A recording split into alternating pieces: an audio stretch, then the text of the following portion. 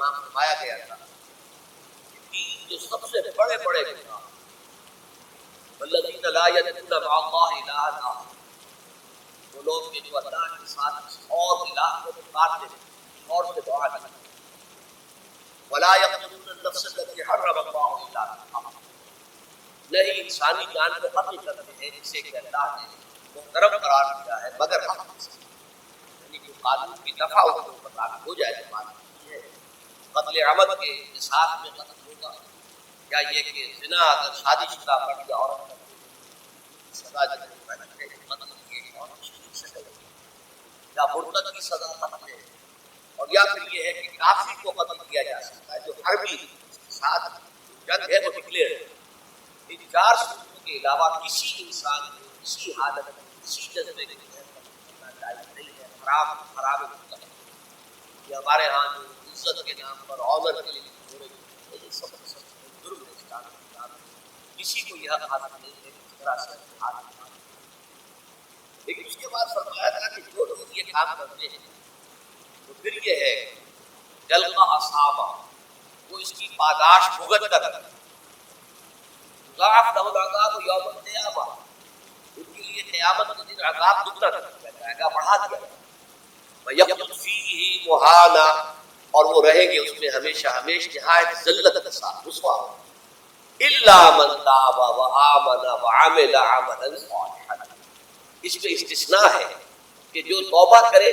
اور تجدید ایمان کرے یا ایمان لائے، اگر پہلے کافر تھا تو ایمان لائے گا، اور اگر پہلے مسلمان تھا لیکن یہ کہ یہ گناہ سرزد اس سے ہوا تو گویا کہ ایک طرح کے کفر میں وہ داخل ہو گیا تھا، ایمان حقیقی سے محروم ہو گیا تھا، تو گویا کہ تجدید ایمان الا من تاب وآمن وعمل عملا صالحا، اور پھر اس کا عمل تبدیل ہو جائے، عمل درست ہو جائے، غلط کام کو فی الواقع چھوڑ دو، فاولئک یبدل اللہ سیئاتہم حسنات، یہ وہ لوگ ہیں کہ اللہ تعالیٰ ان کی برائیوں کو بھلائیوں سے بدل دے۔ یہ بات جو ہے بہت بلند ہے، اس میں اللہ تعالیٰ کی طرف سے وعدہ جو ہو رہا ہے فاولئک یبدل اللہ سیئاتہم حسنات وکان اللہ غفورا رحیما ومن تاب وعمل صالحا، پھر دوبارہ تکرار کے ساتھ یہ بات آئی جو توبہ کرے اور پھر عمل اچھا کرے فإنہ یتوب الی اللہ متابا، تو وہ ہے جو حقیقت میں توبہ کرتا ہے اللہ کی جناب میں جیسے کہ توبہ کرنی چاہیے، عمل میں کوئی تبدیلی نہ ہو، اور توبہ کی تسبیح ہوتی جو ہے استغفر اللہ ربی من کل ذنب واتوب الیہ، آپ نے 10 تسبیحیں کر دی، 1000 مرتبہ کہہ لیا، یہ سب زیرو ہے اللہ کی طرف، ذکر کا ثواب مل جائے گا کہ اتنا وقت آپ نے اللہ کا نام لیا ہے، اللہ کا ذکر کیا ہے، اس کا ثواب تو ملے گا، لیکن یہ توبہ نہیں، اس سے کسی گناہ کی معافی کا کوئی سوال نہیں، اس سے برائیوں کے بھلائیوں میں بدلنے کا کوئی امکان نہیں، اس سے اس کی سزا سے بچنے کی کوئی سبب نہیں۔ اب سورۃ تحریم میں خاص طور پر ایک خاص جو پس منظر ہے اس کے اعتبار سے یہ آیت آ رہی ہے یا ایھا الذین آمنوا توبوا الی اللہ توبۃ نصوحا، اے وہ لوگوں جو ایمان لائے ہیں، اے ایمان کے مدعیوں دعوے داروں، توبہ کرو اللہ کی جناب میں، لیکن وہ توبہ خالص ہو، توبۃ نصوحا۔ اس سورہ مبارکہ کے پس منظر کو نوٹ کیجیے تو اس میں ایک خطائے اجتہادی کہہ لیجیے حضور سے ہو گئی تھی صلی اللہ علیہ وسلم، اگرچہ وہ خطا جانب خیر میں تھی، اچھے کام کے لیے تھی، برے کام کے لیے نہیں، کہ آپ نے اپنے ازواج مطہرات کی دل جوئی کے لیے ایک ہے جو اللہ کی طرف سے آپ کے لیے حلال تھی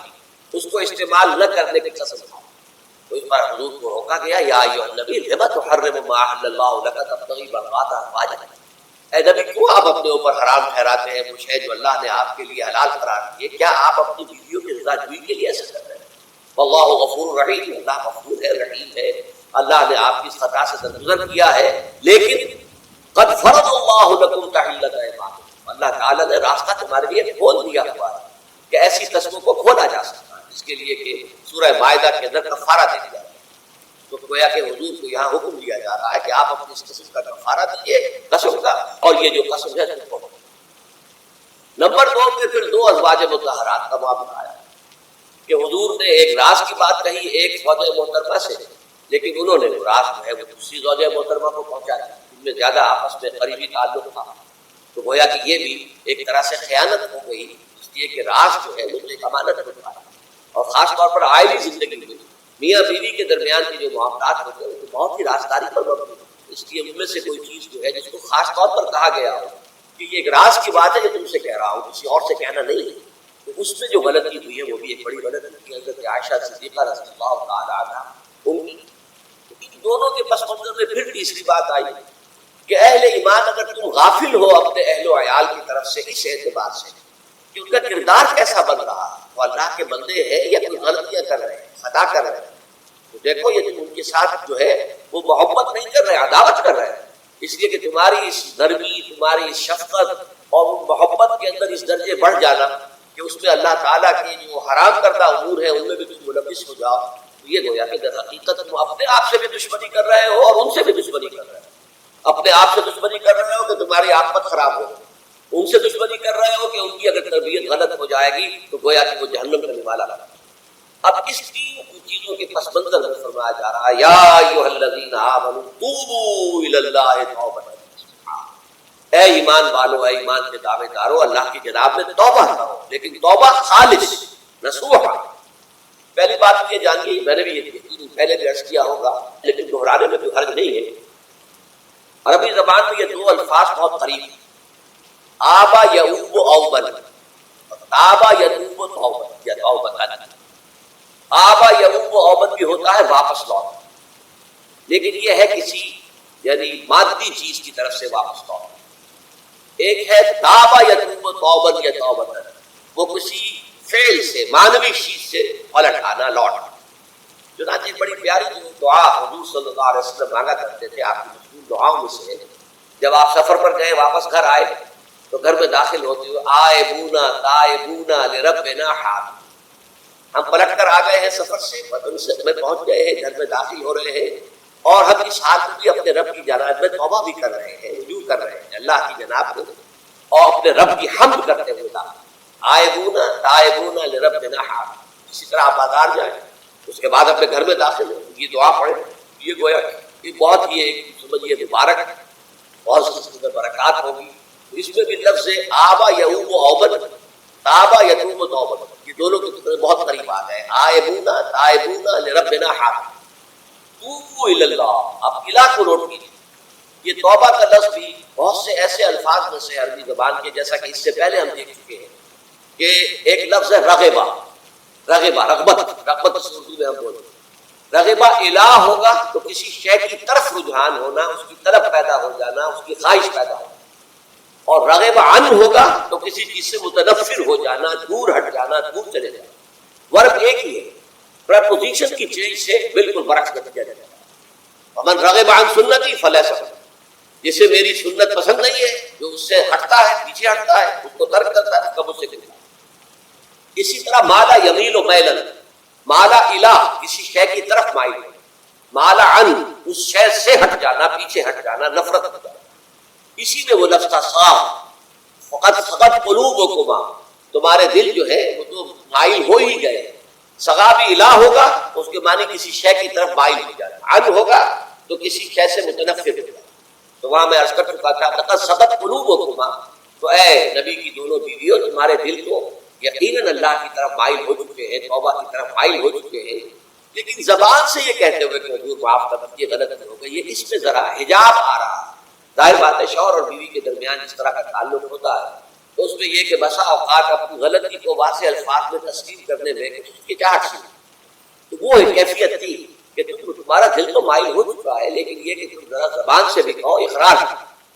اسی طریقے سے یہ لفظ توبہ، توبہ الہ ہے کسی کی جناب میں توبہ کرنا۔ جب اللہ تعالیٰ کی طرف توبہ کا لفظ آئے گا تو توبوا الی اللہ توبۃ نصوحا، اللہ کی جناب میں توبہ کرو۔ اور جب اللہ تعالیٰ توبہ کرتا ہے، یہ لفظ جو ہے دو طرف استعمال ہوتا ہے، تواب بندہ بھی ہے، تواب اللہ بھی ہے۔ اللہ تواب ہے، بہت توبہ کا قبول کرنے والا، بندہ تواب ہے، بہت زیادہ توبہ کرنے والا۔ وہ حدیث میں آپ کو سنا چکا ہوں، کل بنی آدم خطاؤون وخیر الخطائین التواب،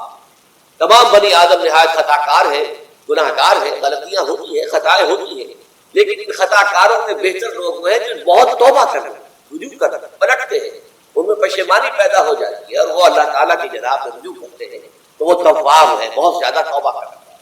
لیکن اللہ کی جناب میں توبہ جب بندہ کرتا ہے تو وہ الہ آئے گا، تابہ الہ، اس نے توبہ کی اللہ کی جناب میں۔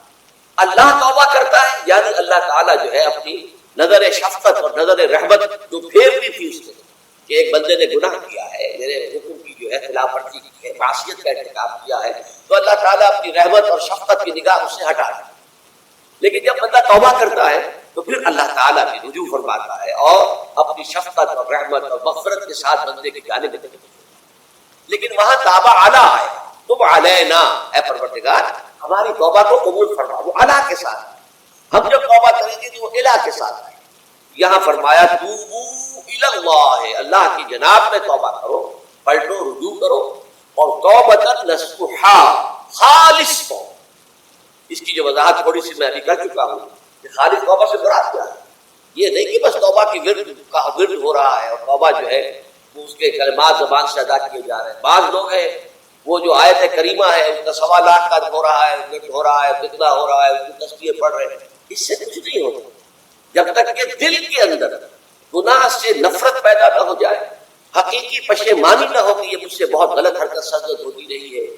پختہ ارادہ نہ ہو کہ آئندہ یہ کام نہیں کروں گا یا کروں گی، اور یہ کہ بالفعل بھی اس کام کو چھوڑو۔ یہ 3 شرطیں کم سے کم ہیں ان چیزوں میں کہ جو حقوق اللہ میں سے اللہ تعالیٰ کے حقوق، ان میں کوتاہی ہوئی ہے، ان میں غلطی ہوئی ہے، ان میں انسان نے کسی معصیت کا ارتکاب کیا ہے، تو 3 شرط۔ حقیقی پشیمانی نمبر 1، جس کے لیے میں نے اقبال کا شعر آپ کو سنایا تھا جو بالکل نوجوانی کے دور میں انہوں نے کہا تھا، اور کسی میں نام بھول رہا ہوں، بہت بڑے شاعر تھے، استاذ تھے، اساتذہ، استاذ الشعراء، انہوں نے کہا تھا کہ میاں صاحبزادے اس عمر میں، اور یہ شعر اس قدر اونچا شعر ہے کہ موتی سمجھ کے شان کریمی نے چن لی قطرے جو تھے میرے عرق انفعال، انفعال کہتے ہیں شرمندگی، کہ میں جب شرمندہ ہوا کہ میں اللہ کی جناب میں کیا حرکت کر بیٹھا، تو اس سے میری پیشانی پر جو قصیدے کے قطرے رونما ہوئے اللہ تعالیٰ نے ان کو موتی سمجھ کے چن لیا۔ اللہ تعالیٰ کو بندے کی توبہ سے اتنی خوشی ہے،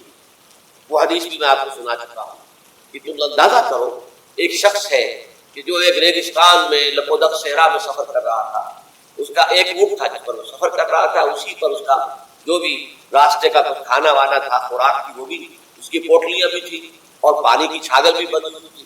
تھوڑی دیر کے لیے وہ ایک درخت کے سائے میں بیٹھ گیا، اس طرح وہ اسی میں آنکھ لگ گئی۔ اب جب آنکھ کھلی تو دیکھا کہ اونٹ آیا۔ اب اونٹ کو کہ اس کی زندگی کا واحد ساتھ کہاں جائے گا بغیر اونٹ،